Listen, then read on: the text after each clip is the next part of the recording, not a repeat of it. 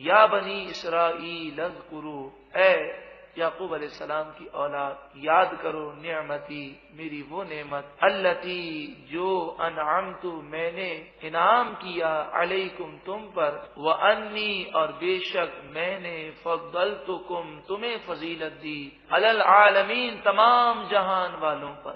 بنی اسرائیل کو تمام جہان والوں پر فضیلت تھی، اب امت محمدیہ صلی اللہ علیہ وآلہ وسلم کو تمام جہان والوں پر فضیلت ہے۔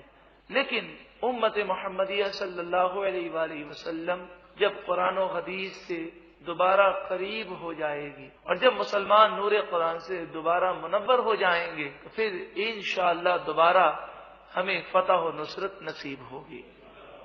واتقوا، اور ڈرو، یومن، اس دن سے، لا تجزی نفس عن نفس شیئا، قیامت کے اس دن کو یاد کرو، اس دن سے ڈرو جب کوئی جان کسی جان کا بدلہ نہیں بن سکے گی۔ ایسا نہیں ہوگا کہ آج تو کوئی یہ کہہ رہا ہے کہ تو گناہ کر لے، میری خاطر کر لے، کل بروز قیامت وہ شخص جہنم سے نہیں بچا سکے گا۔ ایسا بھی نہیں ہوگا کہ وہ کہے میں جہنم میں چلا جاتا ہوں، اس کو جنت میں جانے دو، میری وجہ سے گناہ کیے ہیں، ایسا بھی نہیں ہوگا۔ لا تجزی نفس عن نفس شیئا، اس دن سے ڈرو جس دن کوئی جان کسی جان کا کچھ بھی بدلہ نہ ہو سکے گی، کوئی جان کسی جان کے کام نہ آئے گی۔ ولا يقبل منها شفاعت، اور جس کا خاتمہ کفر پر ہوا، کافر کے لیے کوئی شفاعت نہیں۔ ولا يؤخذ منها عدل، اور نہ ہی کوئی مال لے کر، معاوضہ لے کر، فدیہ لے کر اس کی جان چھوڑی جائے گی، ایسا بھی نہیں ہوگا۔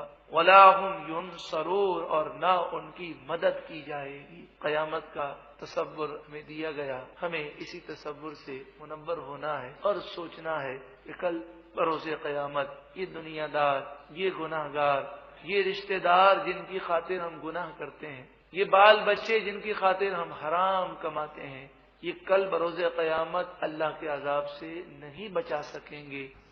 ارشاد فرمائے وَإِذْ، اور یاد کرو جب، نجیناکم، ہم نے تمہیں نجات دی، من آل فرعون، فرعونیوں سے، یسومونکم، وہ فرعونی تمہیں تکلیف پہنچاتے تھے، سوء العذاب، بہت بری تکلیف پہنچاتے تھے، یذبحون ابناءکم، وہ تمہارے بیٹوں کو ذبح کرتے، وَيَسْتَحْيُونَ نِسَاءَكُمْ، اور تمہاری بیٹیوں کو زندہ چھوڑتے، وَفِي ذَلِكُمْ، اور اس واقعے میں، بَلَاءٌ مِّن رَبِّكُمْ عَظِيمٌ، تمہارے رب کی طرف سے بڑی آزمائش تھی۔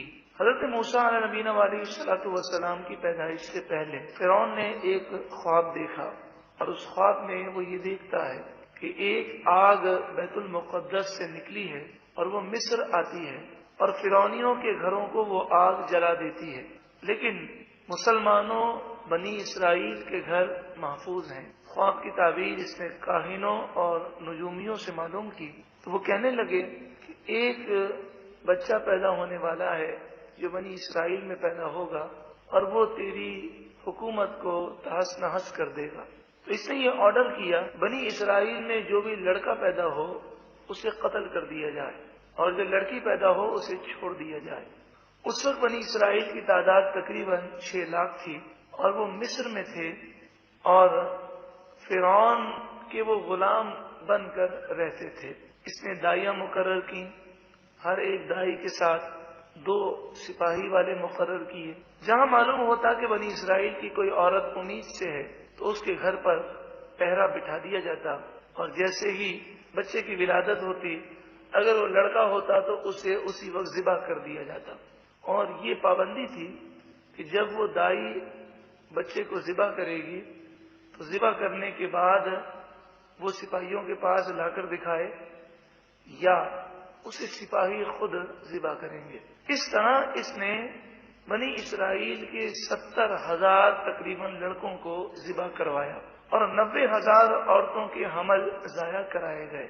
حضرت موسیٰ علیہ نبینا علیہ الصلوۃ والسلام کی ولادت ہوئی، رب العالمین نے آپ کو محفوظ رکھا، اور آپ نے پھر اعلان نبوت فرمایا، تب یہ سلسلہ جا کر بند ہوا۔ قرآن مجید فقان حمید نے اس نعمت کا ذکر کیا اور فرمایا اے بنی اسرائیل اس نعمت کو یاد کرو، یذبحون ابناءکم، فرعونی تمہارے بیٹوں کو ذبح کرتے تھے، ویستحیون نساءکم، اور تمہاری بیٹیوں کو زندہ چھوڑ دیتے تھے، وفی ذالکم بلاء من ربکم عظیم، اس واقعے میں بہت بڑی آزمائش تھی تمہارے رب کی طرف سے۔ یہ نعمت کا بیان ہے کہ اللہ تعالیٰ نے تمہیں اس آزمائش مصیبت سے نجات عطا فرمائی، تمہیں چاہیے کہ تم شکر کرو۔ وَإِذْ، اور یاد کرو جب، فرقنا، ہم نے پھاڑ دیا، بکم، تمہارے لیے، البحر، سمندر کو، فَأَنْجَيْنَاكُمْ، پس ہم نے تمہیں نجات دی، وَأَغْرَقْنَا آلَ فِرْعَوْنَ، اور فرعونیوں کو ہم نے غرق کیا، وَأَنْتُمْ تَنْظُرُونَ، اس حال میں کہ تم ان کو غرق ہوتے ہوئے دیکھ رہے تھے۔ مفسرین فرماتے ہیں کہ جب حضرت موسیٰ علی نبینا علیہ الصلوۃ والسلام نے اعلان نبوت فرمایا اور پھر اسلام کی آپ تبلیغ فرماتے رہے، ایک وقت وہ آیا کہ جب اللہ رب العالمین نے حضرت موسیٰ علی نبینا علیہ الصلوۃ والسلام کو حکم فرمایا کہ آپ بنی اسرائیل کو لے کر مصر سے روانہ ہو جائیں۔ موسیٰ علی نبینا علیہ الصلوۃ والسلام 6 لاکھ بنی اسرائیل کو لے کر مصر سے روانہ ہوئے تو بیچ میں سمندر تھا۔ عام طور پر مشہور یہی ہے کہ یہ وہ دریائے نیل تھا۔ جمہور مفسرین کا کہنا یہ ہے کہ وہ دریائے نیل اس سمندر میں گرتا تھا، اصل میں وہ بحر قلزم تھا اور وہ ٹھاٹے مارتا ہوا سمندر تھا۔ تو جب اب وہاں پہنچے بنی اسرائیل بڑے پریشان ہوئے کہ سامنے سمندر ہے اور پیچھے سے فرعون اپنی فوج کے ساتھ تعاقب کر رہا ہے۔ تو حضرت موسیٰ علیہ الصلوۃ والسلام نے اپنے عصے کو سمندر پر مارا تو وہ سمندر 12 حصوں میں تقسیم ہو گیا، اور بیچ میں جو جگہ بن گئی وہ ایسی جگہ بن گئی جیسے صحرا میدان ہو، گھوڑے دوڑانے کی جگہ، اور پانی دیواروں کی طرح کھڑا ہو گیا، اور وہ دیواریں مفسرین فرماتے ہیں وہ شفاف تھیں، ٹرانسپیرنٹ تھیں، اندر کا باہر سے اور باہر کا اندر سے نظر آتا، اور بنی اسرائیلی 12 راستوں میں تقسیم ہو کر نکلنے لگے، کیونکہ یہ 12 قبیلے تھے تو ہر قبیلہ ایک راستے پر روانہ ہونے لگا۔ اللہ تعالیٰ کی شان، یہ دیواریں جو پانی کی بنی، ان میں گزرنے والے بنی اسرائیلی آپس میں ایک دوسرے سے باتیں کرتے ہوئے گزر رہے تھے، یعنی نہ صرف وہ ٹرانسپیرنٹ تھیں، وہ روشنی کو پاس کرنے والی تھیں بلکہ وہ آواز کو بھی پاس کرنے والی تھی۔ جب بنی اسرائیلی گزر گئے تو فرعونی اسی سمندر میں آ گئے۔ جب سارے فرعونی سمندر میں آ گئے اور بنی اسرائیلی پار ہو گئے تو یہ سمندر پھر مل گیا اور ٹھاٹے مارتا ہوا سمندر بن گیا، فرعون اور فرعونی سب غرق ہو گئے۔ دوسری نعمت کا بیان ہے کہ اے بنی اسرائیل، اللہ تعالیٰ نے تم پر یہ نعمت بھی فرمائی، تمہیں چاہیے کہ تم اللہ کا شکر کرو۔ دوبارہ دیکھیں، وَإِذْ، اور یاد کرو جب، فرقنا، ہم نے پھاڑ دیا، بکم، تمہارے لیے، البحر، سمندر کو، فَأَنْجَيْنَاكُمْ، پھر ہم نے نجات دی تمہیں، وَأَغْرَقْنَا، اور ہم نے غرق کر دیا، آل فرعون، فرعونیوں کو، وَأَنْتُمْ تَنْظُرُونَ، اس حال میں کہ تم انہیں غرق ہوتا ہوا دیکھ رہے تھے۔ اب آیت نمبر 51 میں ان کی ناشکری کا بیان ہے۔ حضرت موسیٰ علیہ نبینا علیہ الصلوۃ والسلام کوہ طور پر توریت شریف لینے کے لیے گئے، فرعون غرق ہو چکا ہے۔ جب فرعون غرق ہو گیا تو دوبارہ بنی اسرائیلی مصر میں آ گئے، اب مصر کی حکومت انہیں مل گئی، لیکن جب دولت ملتی ہے تو بہت سے لوگ غرور میں مبتلا ہو جاتے ہیں، دین سے دور ہو جاتے ہیں۔ تو بنی اسرائیلی بھی ایسے ہی ہو گئے، انہوں نے موسیٰ علیہ السلام سے کہا ہمیں کتاب چاہیے۔ موسیٰ علیہ السلام اللہ کے حکم کے مطابق کوہ طور پر کتاب لینے کے لیے گئے، 40 راتیں آپ نے کوہ طور پر گزاری، اعتکاف کیا، 40 دن کا روزہ رکھا، اور یہاں موسیٰ علیہ السلام کوہ طور پر ہیں اور وہاں پیچھے سے قوم نے ایک بچڑا بنایا، زیورات کو پگھلا کر، سونے کو پگھلا کر سونے کا ایک بچڑا بنایا، اور پوری قوم شرک میں مبتلا ہو گئی، یعنی بچڑے کی پوجا کرنے لگی۔ پوری قوم سے مراد قوم کی اکثریت ہے، 6 لاکھ میں سے صرف 12,000 اور حضرت ہارون علیہ السلام، آپ شرک سے محفوظ رہے بچڑے کی پوجا سے محفوظ رہے، باقی قوم کی اکثریت شرک میں مبتلا ہو گئی۔ شکر کرنے کے بجائے انہوں نے اللہ کی نافرمانی کی اور ناشکری کی۔ فرمایا وَإِذْ، اور یاد کرو جب، وَعَدْنَا، ہم نے وعدہ کیا، موسیٰ علیہ السلام سے 40 لیلۃ، 40 راتوں کا، ثم، پھر، اتخذتم، تم نے بنا لیا، العجل، عجل عربی میں بچڑے کو کہتے ہیں، تم نے بچڑے کو معبود بنا لیا، خدا سمجھ لیا، من بعدہ، موسیٰ علیہ السلام کے جانے کے بعد، وَأَنْتُمْ ظَالِمُونَ، اور جب تم بچڑے کی پوجا کر رہے تھے تو اس وقت تم ظالم تھے۔ شرک ظلم عظیم ہے، ان الشرک لظلم عظیم، شرک ضرور ظلم عظیم ہے، سب سے بڑا ظلم شرک ہے۔ تو بچڑے کی پوجا کرنا یہ شرک ہے۔ قرآن نے فرمایا تم ظالم تھے شرک کر کے۔ اب بنی اسرائیل پر نعمت کا بیان ہے، اتنی نعمتوں کے باوجود تم نے ناشکری کی، پھر بھی اللہ تعالی نے نعمت کا نزول فرمایا، ثم، پھر، عفونا، ہم نے معاف کر دیا، عنکم، تمہیں، من بعد ذالک، اس کے بعد تمہارے گناہ ہم نے بخش دیے، تمہاری توبہ قبول فرمائی، لعلکم تشکرون، تاکہ تم شکر کرو۔ اب آیت نمبر 53 میں ایک اور نعمت کا بیان ہے، وَإِذْ، اور یاد کرو جب، آتینا، ہم نے عطا کیا، موسیٰ علیہ السلام کو، الکتاب، کتاب، والفرقان، فرقان کہتے ہیں حق اور باطل میں فرق کرنے والا، فرقان فرق سے نکلا، حق اور باطل میں فرق کرنے والا۔ یہاں مراد وہ معجزات ہیں جو حضرت موسیٰ علیہ السلام کو عطا کیے گئے، لعلکم، تاکہ تم، تہتدون، ہدایت پا جاؤ، وَإِذْ، اور یاد کرو جب، قال موسیٰ علیہ السلام نے فرمایا، لقومہ، اپنی قوم سے، یا قوم، اے میری قوم، انکم ظلمتم انفسکم، بے شک تم نے اپنی جانوں پر ظلم کیا۔ ہمارے یہاں پر تو ذہن یہ ہے کہ ظلم کہتے ہیں مارنے کو، لیکن حقیقت یہ ہے، قرآن یہ کانسیپٹ دیتا ہے کہ جو شخص گناہ کرتا ہے، گناہ کرنے والا اپنی جان پر ظلم کرنے والا ہے۔ کیوں؟ اس لیے کہ گناہوں کی وجہ سے قبر میں بھی عذاب ہے، قیامت میں عذاب ہے، جہنم میں عذاب ہے، اور گناہوں کی وجہ سے دنیا میں بھی تکالیف ہیں۔ وما اصابکم من مصیبت فبما کسبت ایدیکم، تم پر جو مصیبتیں آتی ہیں وہ تمہارے گناہوں کی وجہ سے آتی ہیں۔ تو گویا کہ انسان گناہ کر کے اپنے اوپر ظلم کرتا ہے، اور کفر اور شرک یہ تو ظلم عظیم ہے، یہ تو اگر توبہ نہ کرے تو ہمیشہ جہنم میں جلنے والا ایک مرض ہے کہ یہ مرض جہنم میں جلائے گا۔ وَإِذْ قَالَ مُوسَىٰ لِقَوْمِهِ، موسیٰ علیہ السلام نے اپنی قوم سے فرمایا، یا قومی، اے میری قوم، انکم ظلمتم انفسکم، بے شک تم نے اپنی جانوں پر ظلم کیا، باتخاذکم العجل، بچڑے کو معبود بنا کر، بچڑے کی پوجا کر کے۔ شرک کی 3 قسمیں ہیں، اللہ کے علاوہ کسی کی عبادت کرنا، پوجا کرنا، یہ شرک فی العبادت ہے۔ جسے ہندوستان اگر جائیں تو ہندو لوگ بتوں کی پوجا کرتے ہیں، یہ شرک فی العبادت ہے۔ اور دوسری چیز شرک فی الذات، یہ سمجھنا کہ جیسا اللہ ہے ایسی ذات دوسری بھی ہے۔ اسی طرح خدا کا بیٹا سمجھنا، یہ بھی شرک فی الذات ہے۔ جیسے عیسائی یہودی شرک فی الذات میں مبتلا ہے کہ وہ عیسیٰ علیہ السلام کو خدا کا بیٹا اور حضرت عزیر کو یہودی خدا کا بیٹا سمجھتے ہیں۔ شرک فی العبادت، اللہ کے سوا کسی اور کی عبادت کرنا، پوجا کرنا، یہ شرک فی العبادت ہے۔ شرک فی الذات، کسی کو خدا کا بیٹا سمجھنا یا اللہ سمجھنا، اللہ کے علاوہ کسی اور کو، تو یہ شرک فی الذات ہے۔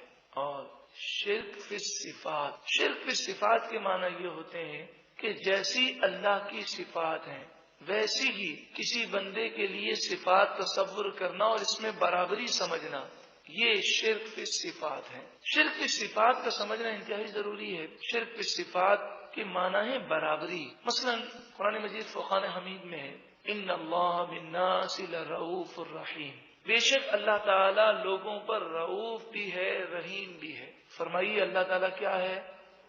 رؤوف بھی ہے اور رحیم بھی ہے۔ قرآن مجید فرقان حمید ہی کی دوسری آیت ہے، لقد جاءكم رسول من انفسكم عزيز عليه ما عنتم حریص علیکم بالمؤمنین رؤوف الرحیم۔ اس آیت کریمہ میں نبی کریم صلی اللہ علیہ وآلہ وسلم کو رؤوف اور رحیم کہا گیا۔ جو میں نے پہلی آیت پڑھی اس میں کس کو رؤوف اور رحیم کہا گیا؟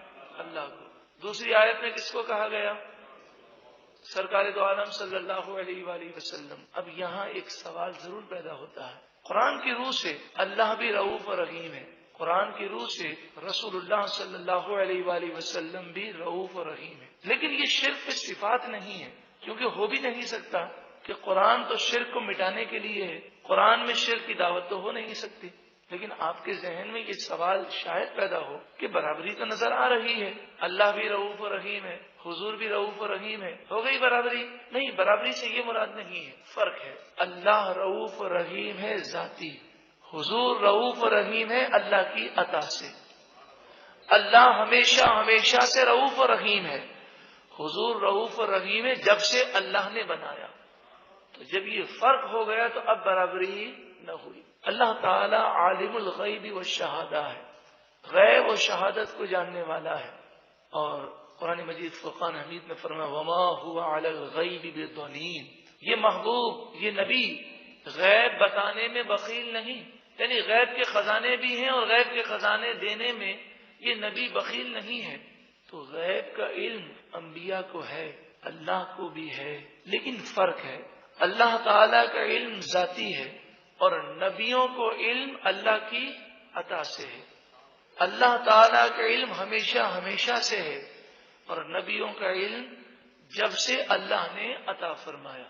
تو یہ فرق ہو گیا تو برابری نہ ہوئی۔ اس کی تفصیل اگر آپ سمجھنا چاہیں تو کیسٹ شرک کی حقیقت اس کو سماعت کیجیے اور کتاب معیار ہدایت کا مطالعہ کیجیے۔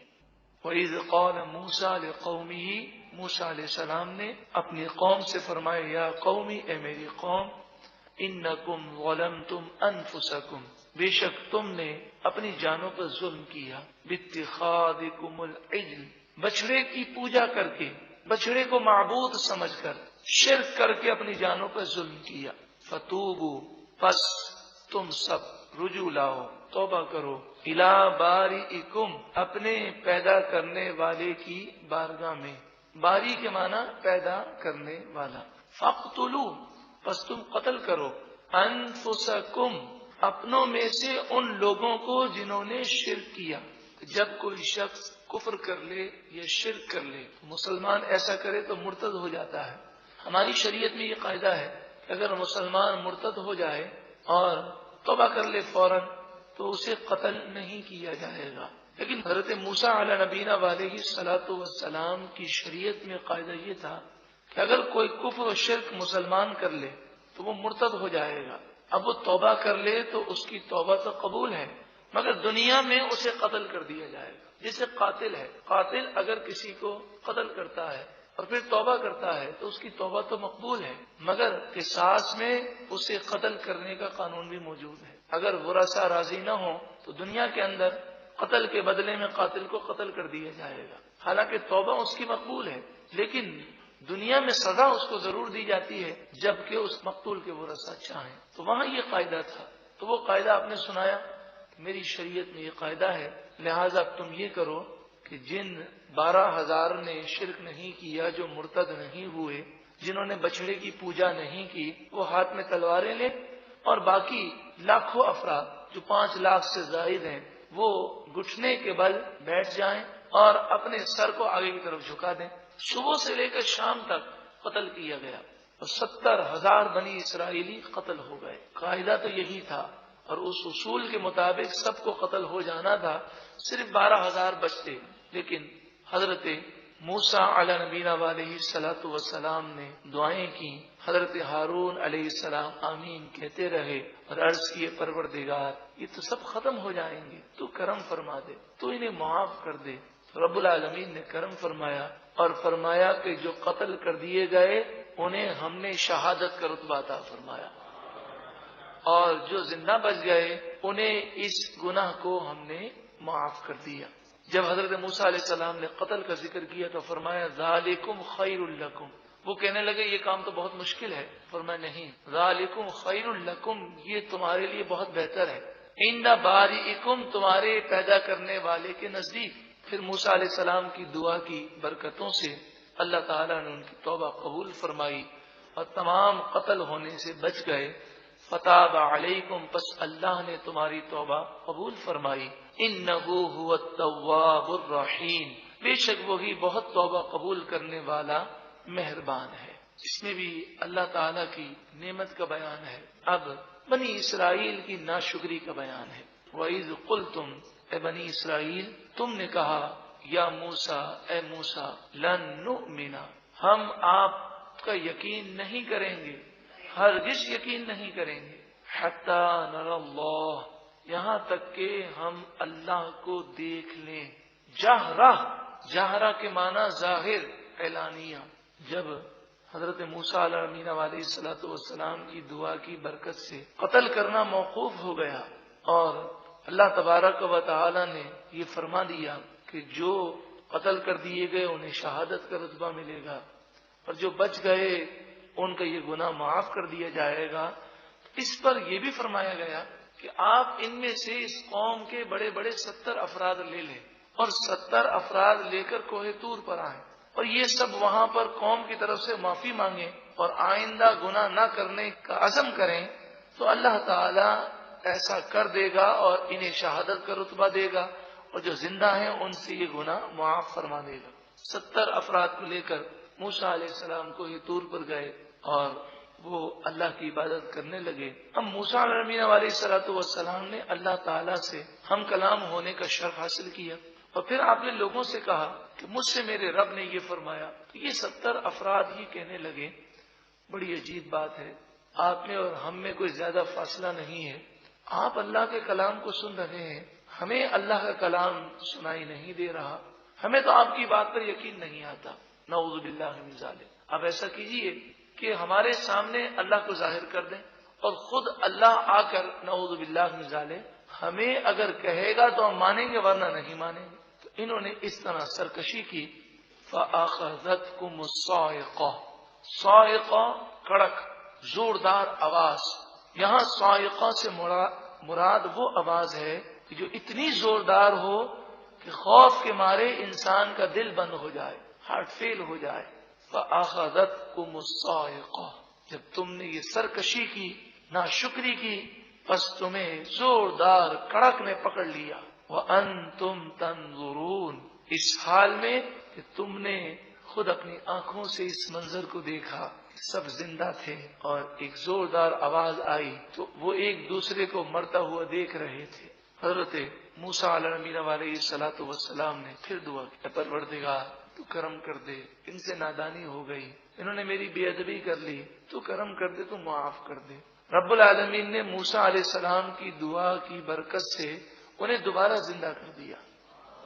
ثم، پھر بعثناکم، ہم نے اٹھایا، کم، تمہیں دوبارہ زندہ کیا، من بعد موتکم، تمہارے مرنے کے بعد، لعلکم تشکرون، تاکہ تم شکر کرو۔ نعمت کا بیان ہے، شکر کرو۔ اب مزید بنی اسرائیل پر جو نعمتیں ہیں ان کا ذکر ہے۔ وَظَلَّلْنَا، اور ہم نے سایہ کیا، علیکم، تم پر، الغمام، بادل کا۔ غمام اس بادل کو کہتے ہیں جو گھنا بادل ہو، جس میں بہت ٹھنڈی چھاؤں ہو۔ جہاد کے لیے نکلے اور جب جہاد کے لیے نکلے تو کہنے لگے یہ تو ریگستان ہے، ہمیں تو ریگستان پار کرنا ہے، بڑی سخت گرمی ہے، آپ دعا کیجئے کوئی کرم ہو جائے۔ موسیٰ علیہ السلام نے دعا فرمائی، اللہ تعالیٰ نے کرم فرمایا، ایسا بادل مقرر کر دیا جو لاکھوں افراد کو گھیرے ہوئے تھا۔ دن کے وقت یہ بادل گھیرتا، رات ہوتی آسمان سے ایک نورانی ستون نازل ہوتا اور پورا میدان روشن ہو جاتا، رات کی گھبراہٹ دور ہو جاتی۔ اب کھانے پینے کا جو مسئلہ ہوا، فرمایا وَأَنزَلْنَا، اور ہم نے نازل کیا، علیکم، تم پر، المنّا، من، والسلوى، اور سلوى۔ من اور سلوى یہ آسمانی کھانے کو کہتے ہیں جو اس موقع پر بنی اسرائیل پر نازل ہوا۔ من، بعض مفسرین فرماتے ہیں ایک میٹھی چیز تھی، حلوے کی طرح، شہد کی طرح، لیکن اس کا رنگ سفید تھا۔ اور سلوا جو ہے، بعض مفسرین فرماتے ہیں کہ یہ بھنے ہوئے بٹیر تھے جو صبح صادق کے بعد سے لے کر سورج نکلنے تک، طلوع آفتاب تک یہ آسمان سے گرتے تھے، اور یہ لوگ اپنی چادروں میں اسے لے لیتے تھے، اور یہ ایک دفعہ آتا پورے دن کے لیے کافی ہوتا۔ ہفتے کے دن چونکہ ان بنی اسرائیل کے لیے عبادت کا دن تھا اور کوئی کام دوسرا کرنا ان کے لیے جائز نہیں تھا، تو ہفتے کے دن یہ اگر اپنی چادریں لے کر اس کو جمع کریں یہ بھی ان کے لیے درست نہیں تھا۔ اب ہفتے کے دن یہ بھوکے رہیں، اللہ تبارک و تعالی نے کرم فرمایا، جمعے کے دن دگنا نازل ہوتا، جو جمعے کے لیے بھی کافی ہوتا اور ہفتے کے لیے بھی کافی ہوتا۔ وَأَنزَلْنَا عَلَيْكُمُ الْمَنَّ وَالسَّلْوَىٰ، اور ہم نے نازل کیا تم پر من اور سلوہ، نعمت کا بیان ہے۔ کلو، کھاؤ، من طیبات ما رزقناکم، ان پاکیزہ چیزوں سے جو ہم نے تمہیں دی ہیں، وہ پاکیزہ چیزیں تم کھاؤ۔ وما ظلمونا، اور انہوں نے ناشکری کر کے ہم پر ظلم نہیں کیا، ہمیں نقصان نہیں پہنچایا۔ اللہ تعالی سورہ اخلاص میں فرماتا ہے قل هو اللہ احد اللہ الصمد۔ صمد کے معنی یہ ہے وہ کسی کا محتاج نہیں ہے، ہم عبادت کریں تو اپنا بھلا ہے اور گناہ کریں تو اپنا نقصان ہے۔ وما ظلمونا، اور انہوں نے ناشکری کر کے، ہماری نافرمانی کر کے ہم پر ظلم نہیں کیا، ولیکن، ہاں لیکن، کانوا انفسہم یظلمون، وہ اپنی ہی جانوں پر ظلم کیا کرتے تھے۔ یقیناً جو گناہ کرتا ہے وہ اپنے قلب میں کبھی بھی حقیقی سکون پا ہی نہیں سکتا۔ یہ بات ہم دعوے سے کہہ سکتے ہیں۔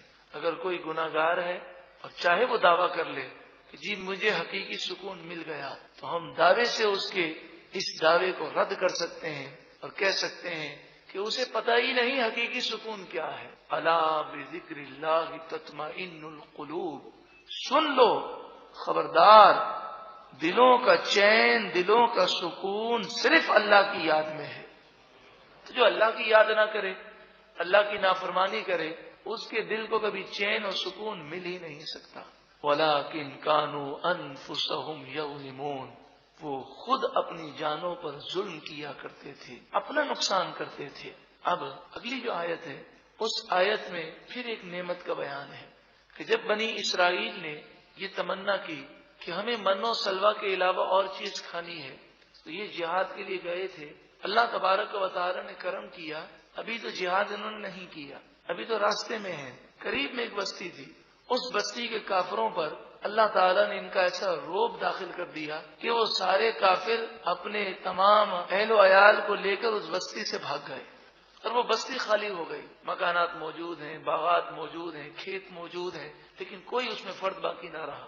اللہ تبارک و تعالی نے حکم دیا کہ اگر من و سلوہ کے علاوہ اور چیزیں کھانی ہیں تو اس بستی میں چلے جاؤ، مگر جب بستی میں جانا تو جب دروازے میں داخل ہو تو اللہ کی بارگاہ میں سجدہ کرنا اور سجدہ شکر بجا لانا اور کہنا ہے پروردگار ہم تو بڑے گناہگار ہیں، سیاہکار ہیں، تو نے کرم فرمایا، تو ہمارے گناہوں کو معاف فرما، تمہیں یہ کہنا ہے۔ لیکن اس نعمت پر بھی انہوں نے ناشکری کی، اس کا بیان ہے وَإِذْ، اور یاد کرو جب قُلْنَا، ہم نے فرمایا اُدْخُلُوا، تم داخل ہو جاؤ، هَذِهِ الْقَرْيَةَ، اس بستی میں، فَكُلُوا، پس کھاؤ، مِنْهَا، اس بستی سے، حَيْثُ شِئْتُمْ، جہاں سے تم چاہو، شِئْتُمْ، تم چاہو، رَغَدًا، بلا روک ٹوک، اس بستی میں تمہیں کوئی روکنے والا نہیں۔ وَادْخُلُوا الْبَابَ، دروازے میں داخل ہو، سجدہ، سجدہ کرتے ہوئے داخل ہو، سجدہ کرنا ہے۔ وَقُولُوا، اور تم کہو، حِطَّةٌ، اے اللہ تو ہمیں معاف فرما۔ حِطَّةٌ کا مفہوم کیا ہے؟ اے اللہ تو ہمیں معاف فرما، تم معافی مانگنا اور سجدہ کرنا۔ نغفر لکم خطایاکم، ہم تمہاری خطائیں بخش دیں گے، جو گناہگار ہیں ان کی گناہ ہم بخش دیں گے، اور جو نیکوکار شخص ہیں وہ اگر شکر کریں گے اور نیک ہونے کے باوجود مغفرت کا سوال کریں گے، استغفار کریں گے، معافی مانگیں گے، وَسَنَزِيدُ الْمُحْسِنِينَ، اور ان قریب نیکوکاروں کو ہم اور زیادہ دیں گے۔ اس آیت سے مفسرین فرماتے ہیں معلوم ہوا کہ گناہگار اگر مغفرت کا سوال کرے تو گناہ بخش دیے جاتے ہیں، اور نیکوکار اگر مغفرت کا سوال کرے تو اس کے درجات میں بلندی ہو جاتی ہے، اس کی نعمتوں میں مزید اضافہ ہو جاتا ہے۔ نبی کریم صلی اللہ علیہ وآلہ وسلم تو نیکوکاروں کے سردار ہیں، تمام نبیوں اور رسولوں کے سردار ہیں، آپ سے تو گناہ ہو ہی نہیں سکتے، معصوم ہیں، لیکن آپ فرماتے ہیں میں دن میں 100 مرتبہ اپنے رب سے معافی مانگتا ہوں، توبہ کرتا ہوں، استغفار کرتا ہوں۔ تو نیک لوگ اگر استغفار کریں تو درجات میں بلندی ہوتی ہے۔ فرمایا یہ سب کہا گیا، لیکن ان لوگوں نے اس بات کو بدل دیا، اور کیا کیا انہوں نے؟ رونے کے بجائے زور زور سے ہنسنے لگے، اور سجدہ کرنے کے بجائے سرین کو زمین پر گھسیٹتے ہوئے دروازے سے داخل ہوئے، اور حطّا اس کے معنی ہے تو معاف فرما، انہوں نے حطّا کو ہنطا کر دیا۔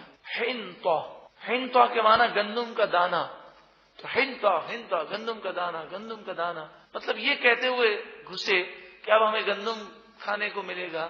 اس طرح انہوں نے شریعت کا مذاق اڑایا۔ جب کوئی قوم چاہے مسلمان کہلاتی ہو، جب شریعت کا مذاق اڑاتی ہے تو اس پر اللہ کا غضب نازل ہوتا ہے۔ فرمایا فَبَدَّلَ الَّذِينَ ظَلَمُوا قَوْلًا، ظالموں نے قول کو، بات کو بدل دیا، غیر الذی قیل لہم، جو ان سے کہا گیا تھا اس کے علاوہ انہوں نے کام کیے۔ کہا گیا سجدہ کر کے داخل ہو، روتے ہوئے داخل ہو، معافی مانگتے ہوئے داخل ہو، مگر انہوں نے کیا کیا؟ سرین پر اپنے آپ کو گھسیٹتے ہوئے، کہکے مارتے ہوئے، اور معافی کے بجائے گندم ہنتا کہتے ہوئے، اور شریعت کا مذاق اڑاتے ہوئے داخل ہوئے۔ اور جب انہوں نے شریعت کا مذاق اڑایا، فَأَنزَلْنَا، پس ہم نے نازل کیا، عَلَى الَّذِينَ ظَلَمُوا، ظالموں پر، رِجْزًا مِّنَ السَّمَاءِ، آسمان سے وبا کو نازل کیا، عذاب کو نازل کیا، بِمَا كَانُوا يَفْسُقُونَ، یہ وبا اور یہ عذاب اس وجہ سے آیا کہ وہ نافرمانی کیا کرتے تھے۔ اس قوم میں ایک ایسا مرض پیدا ہو گیا کہ جو مرض چوہے کی وجہ سے پھیلتا ہے، اور وہ وائرس جو ہے اس مرض کے جراثیم کو چوہا جو ہے منتقل کرتا ہے، جسے طاعون کہتے ہیں۔ ہزاروں، ایک گھنٹے کے اندر، ایک ساعت میں ہزاروں بنی اسرائیلی ہلاک ہو گئے۔ تو مفسرین فرماتے ہیں کہ جب شریعت کا مذاق اڑایا جائے، جب مسلمان قوم میں گناہ ہوں، تو پھر ایسی بیماریاں مسلط کی جاتی ہیں کہ پچھلے لوگوں نے ان کے نام تک نہیں سنے ہوتے۔ آج آپ دیکھ لیجئے میڈیکل سائنس نے کتنی ترقی کر لی، لیکن ایسی بیماریاں ہیں کہ سائنس اور میڈیکل سائنس بے بس نظر آتی ہے۔ Dengue virus, AIDS, cancer, T B, جگر کا کینسر، ہڈیوں کا کینسر، ریڑھ کی ہڈی کا کینسر، چھوٹے بچے پیدا ہوتے ہیں جی ان کو ہارٹ کا پرابلم ہے، بلڈ پریشر ہائی ہے۔ ارے چھوٹے بچے نے نہ تو سگریٹ پی ہے، نہ مرغن غذائیں کھائی ہیں۔ تو جب قوم میں گناہ ہونے لگے تو رب العالمین انہیں بیماریوں میں مبتلا کر دیتا ہے۔ ہمیں چاہیے کہ ہم سچی پکی توبہ کریں، اور خصوصاً حدیث پاک میں ہے کہ جب قوم میں بے حیائی عام ہو جائے گی تو اللہ تعالیٰ ان پر بیماریوں کو مسلط فرمائے گا۔ تو آج بے حیائی، فحاشی، عریانی، بے پردگی اور جو کچھ ہو رہا ہے آپ کے سامنے ہے۔ اللہ تعالیٰ ہمیں نور قرآن سے منور فرمائے، اور خود بھی گناہوں سے بچنے اور دوسروں کو بھی بچانے کی توفیق عطا فرمائے۔